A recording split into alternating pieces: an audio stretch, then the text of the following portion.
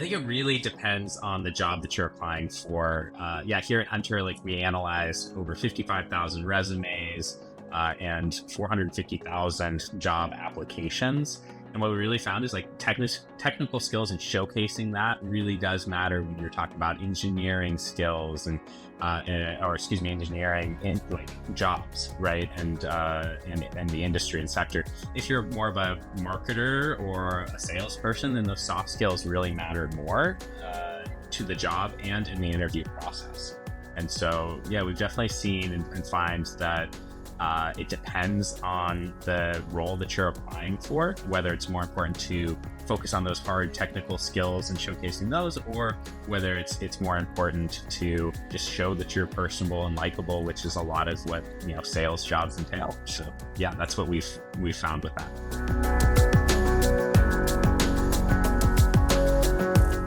Yeah, I mean, we actually ran a survey of over 400 job seekers and found that ghosting is happening often for 30% of job seekers, which is a lot.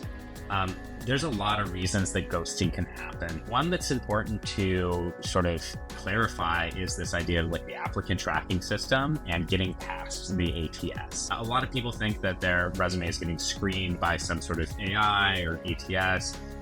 We actually find that this isn't always the case. Sometimes it is, and it's certainly a growing concern, but by and large today, most resumes are either getting screened by a hiring manager or recruiter that's spending on average 8 seconds to review a resume, or they're just not being seen at all. So it's important to not take ghosting personally, although it shouldn't happen.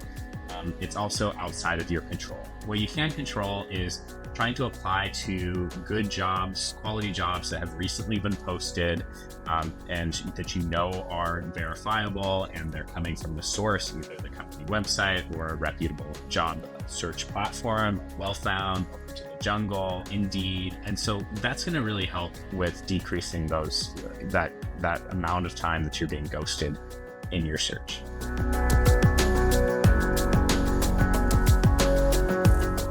This is a great question. I mean, so when we're talking about application to interview conversion rates, it's really fascinating to see the data and what we've collected on that. Many job seekers go through many different stages of a job search. I mean, it can be a very stressful, hectic time. Oftentimes, it's one of the most vulnerable times in folks' lives. So you can see folks panic applying, and they start to do the easy apply. They start to just massively they call it spray and pray, applying to hundreds of jobs. And we just don't find in the evidence after Huntr has reviewed over 55,000 resumes, 17,000 job searches, and 450,000 applications that this actually pans out. What we do see is tailored application materials are 2x more likely to get an interview. Tailoring takes some time. So naturally, if you are tailoring your resume, your application materials, you're not going to be applying to that many roles. But we find the sweet spot is about 10 to 20 jobs per week. So finding really great quality jobs you qualify for and being very focused on delivering great quality application is your best bet at succeeding in today's job market.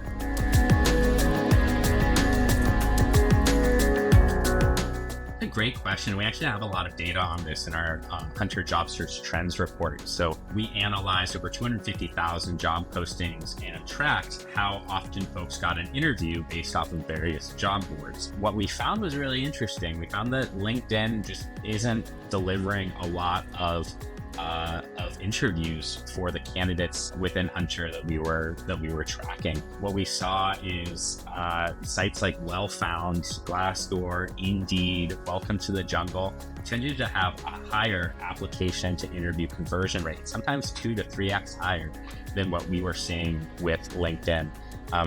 All that to say is it's just really important that job seekers diversify their career search outside of just one job board. I often hear from folks that I meet with, oh, I've applied to a couple of jobs on LinkedIn and I haven't heard back. And that's just not going to cut it in this job market. You got to diversify, have those tailored job applications, and be applying to 10, 20 jobs a week.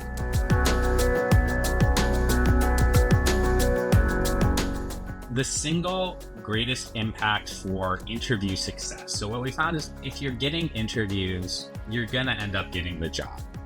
as long as you are practicing your interview prep and all of this, what we found, the single most important thing that job seekers can do to be successful in their search is tailoring their resume. We ran the analysis over 55,000 resumes and 17,000 job searches, and found that those tailored application materials, those tailored resumes, result in a 2x increase to application to interview conversion rate. What that means is, if you're applying to jobs on a job board that tends to have like a 5% conversion rate, that doubles to 10%. That means that 1 in 10 applications on average are going to convert to an interview. And that's a great rate. So what I mean by tailoring resumes is taking that summary section at the top and really connecting the impact that you've made in your career as it relates to the job that you're applying for. So making sure that that's really tailored, even mentioning the company and the role that you're applying for in that summary section, and treating it almost like a little mini cover letter. The skills section should also be tailored to the job description, matching the skills that they're looking for as best you can while being accurate. And doing the same with your certificate and project and accomplishments as well. That's going to help increase your application interview conversion rate and ultimately lead to a successful search. And that's our focus here at Huntr right now, is building job-tailored resumes quickly and easily.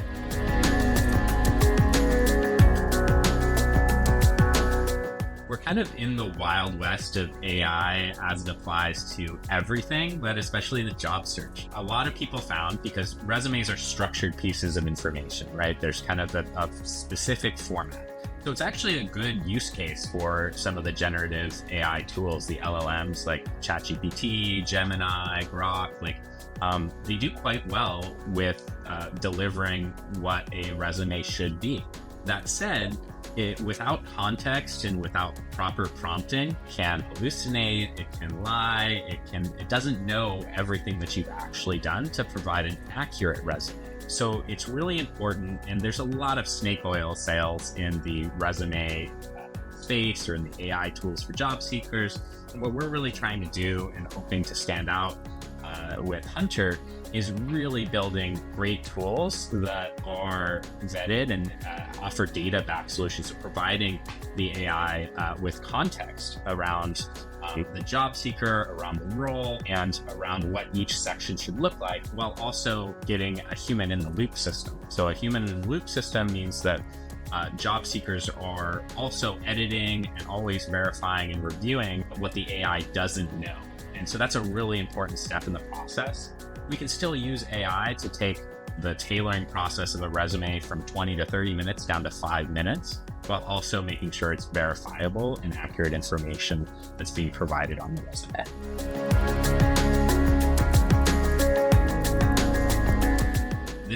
This one I just want to shout from the rooftops. It's 1-page or 2-page resume. It doesn't matter. It does not have an impact on your application to interview conversion rate. I see time and time again, I'll get on a call with a job seeker, share screen, we'll look at their resume, and it's scrunched together and you can barely read it, and it's so obvious they're just trying to keep it on 1 page. There was some serious misinformation about this, and now Huntr actually has data to support that a 2-page resume, whether it's an entry job, a senior role, across all industries, we looked at it all, it doesn't have an impact on your interview rates. It matters that it's good content. So make sure that you have an easy to read, clear resume that provides really great content and context for who you are as a job seeker and as a candidate. That's one of my biggest pet peeves, and there's a lot of misinformation about there that I hope gets cleared up. Maybe this call and this interview will help.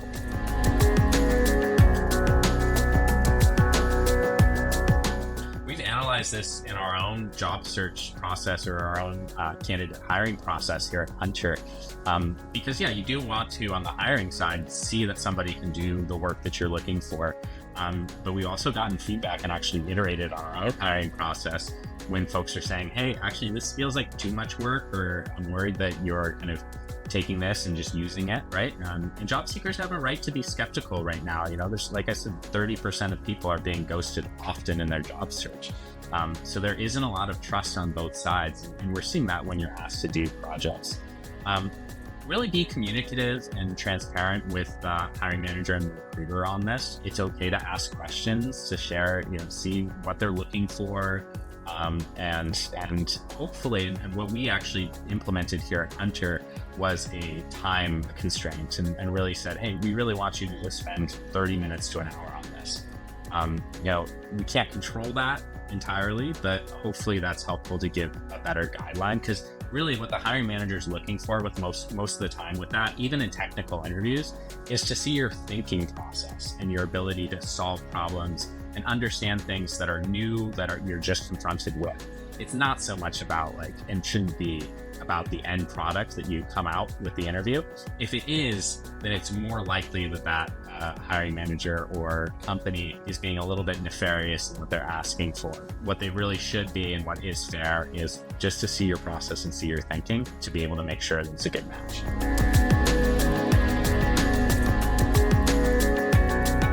Huntr, actually, we ran the numbers on this as well, and we're looking at who are staying for these benefits. And we found that over half of workers say that they stayed in jobs that they didn't like because of the benefits, the equity, or a work visa.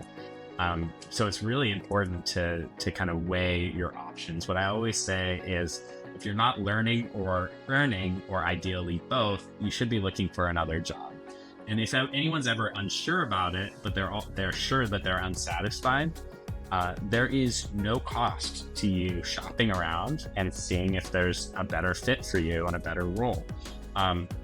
This is the reality of our job search these days, especially with online searches, remote work, hybrid work, is that it's easier to find other jobs. And, my dad was in his career, he went to 2 companies his entire career, right? And I've been to 5 in a span of 10 years. It's a different world, and so it's okay to be looking for other opportunities, especially if you're not happy. That said, this job market is really hard, so folks shouldn't expect to dedicate just a little time and seeing a big payout. It does take some work and some effort to find those next great roles.